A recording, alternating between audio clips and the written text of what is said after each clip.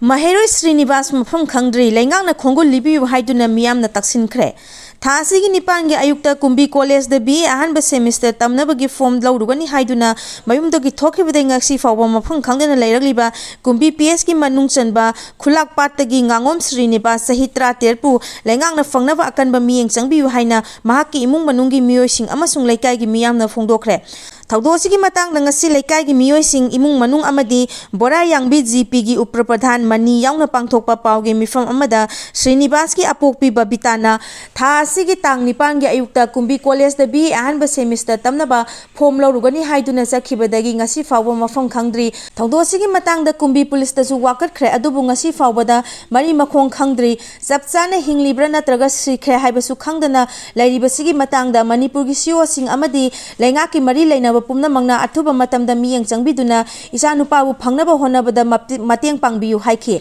Bora yangbi GP gi uprapradhan mani na paumishing da hai red zone area ga yamna nangna na lairiba kumbi AC gi manung sanba khulak pat awang laikai dagi nupa masa asi NG ibotombi amadi babita gi amata puksabani haujing mafam khangdana leirakpa numi mangani sujilakpa asi thamoi songna nungaite mahaki apokpi nomagi aphangba thabak su nomduna amadi lalonduna masabu lairik tamhalakhibani mahapu phangnaba honabada CEO sing amadi mara paibi loop sing amadi Manipur lengang na akanba miyeng changbiu haiki Sakhangdabasingna akoijam angau fakhibagi mayokta lengakta numi mangani gi matam thakre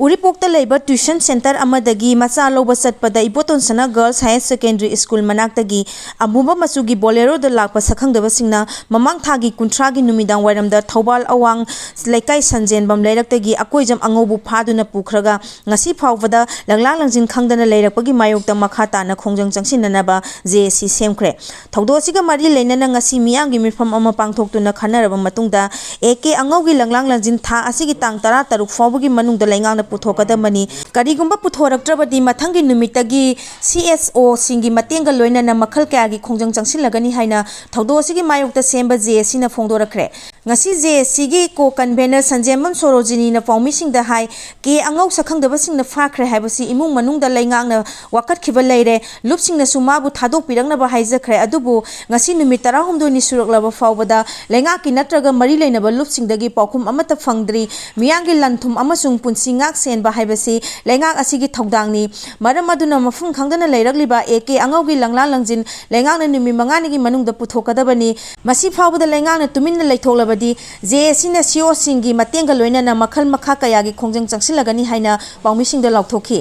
nan loken manba nupa amagi asi bhaksang leiramle ngasi yupung tare makhairom tarakpada nambol PS ki manung sanba ulauda leiba YSLSU club ki stair ka fam manakta nan loken manba nupa amagi asi bhaksang leiramle hairi Police tagi fang pauna haibada laikhidraba mioi adu yengbada nan loken manbagi wani mahaki sapchaba maming matha khangba ngamdri hairi mahaki fibam adugi matungina miyanga mimanadraba koina satpa mioi ama oiramgadra haina su thajanari mahaki haksangda asopan gi khudam amata phangde adum oinama police na UD case ama lokhalaga haksang adu rims gi mirel sangda thamkhre hairi Sel khaiba sing faganaba ADG na lusingba anti extortion sel semle lanai gali sing da police ki logo na pa amadi logo saba sing phagat kadawri Manipur da hawkiba tha khara asida underground group amadi gen khukfu sing da sel khaiba gi thabak asi angapa phangna hengale masibu thingnana ba Manipur police ki ADG na lusingba anti extortion sel semle haina Manipur police ki IGK kabib na phongdokhre Bapupurada leba Imphal West ki SP office da pangthokpa paugi mifam amada wa ngangladuna ke kabib na makhata na hai state asida lona yadaba mongda sel khaibagi sang angak paphangna hengalagliba asi miyangi mateng yawdragadi kaidawnungda thingba ngamloi sel khaibagi thabak asi underground group sing na khaktada natana gen khutpu kaya marum su thoraktuna national highway sing bazar area sing da akanba mongda sel khaibagi Tabak sathare masina misang miyam da pungning wakal ka hena wahale loina na lamdam asigi senmit londa su achoba safu ama pire donation gi mingde school college ana laing sangna singba amata khaktana lup kayana sel khaiba asina farm amata salaiba ngamda bigi fibam da leirakle masina maram oiraga asigumba logi wangmada sathariba ka henba thawong asi thingnana ba anti extortion sel asi semkhibani ꯁꯦꯜ ꯑꯁꯤꯒꯤ ꯃꯈꯥꯗ track team 30 ꯍꯥꯡꯗꯣꯛꯇꯨꯅ ꯗꯤꯁꯇ꯭ꯔꯤꯛꯁꯤꯡꯗ ꯃꯊꯧ ꯇꯧꯕ ꯍꯧꯈ꯭ꯔꯦ ꯆꯍꯤꯁꯤꯗ ꯁꯦꯜꯈꯥꯏ ꯊꯨꯝꯈꯥꯏꯒ ꯃꯔꯤ ꯂꯩꯅꯕ ꯀꯦꯁꯁꯤꯡꯗ ꯍꯧꯖꯤꯛ ꯐꯥꯎꯕꯗ ꯃꯤꯑꯣꯏ 112 ꯐꯥꯒꯠꯂꯦ ꯃꯁꯤꯗꯁꯨ ꯅꯠꯇꯅ ꯇꯣꯉꯥꯟꯕ ꯂꯥꯜꯍꯧꯂꯨꯞ ꯑꯃꯗꯤ